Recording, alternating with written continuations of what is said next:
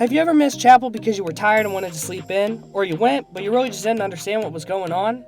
Or you were there and you fell asleep in the pews and you missed the entire thing? Well, worry no longer, because this is for you. Chapel Recap, where we take the message and tell you the highlights and things you missed. Think of it as a cheat sheet for praising Jesus.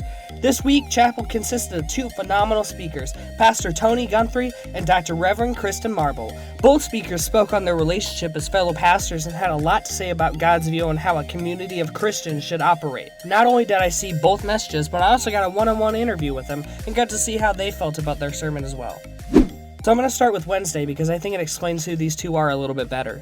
Wednesday's sermon consisted of the journey that is the relationship between the two. They talked about how God led them to one another by the use of a moldy chapel and the hope to create a diverse community in their life. Both went into detail about how God weaved the tapestry that is sharing a church, and to later grow a friendship and then even a bond. And I'm very thankful. I wouldn't be standing here right now had it not been for the work God was able to do through us and through that collaboration. In the end, they summarized by explaining that if we take God's path, we will ultimately be changed forever.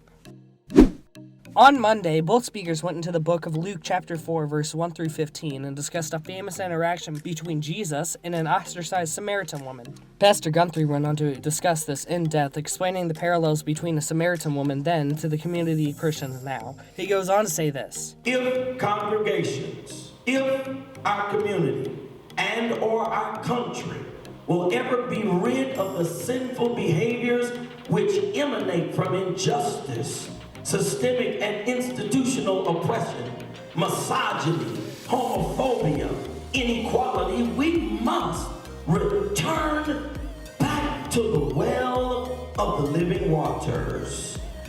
This is a great metaphor for the idea that we need to relearn how to love one another the way Jesus loved us. Reverend Kristen then went on to show the opposite side of the story from the position of the Samaritan woman. He showed how she was completely changed forever after this interaction. My mess became my story, and my story in the hand of God became a tool God used to change lives.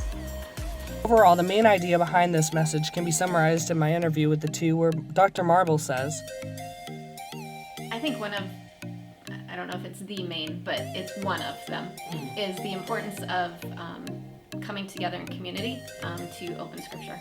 And so when I am by myself in a closet reading scripture, that's not how that's not how scripture has ever been read up until the last probably 100 years.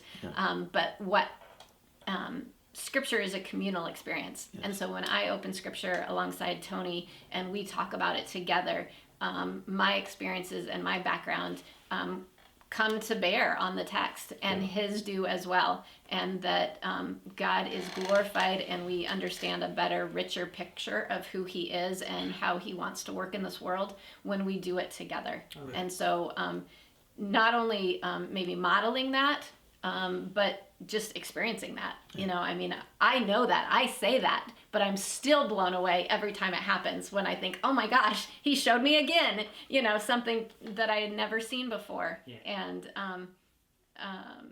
so just maybe having that be one of the main things. I think that's what I want to model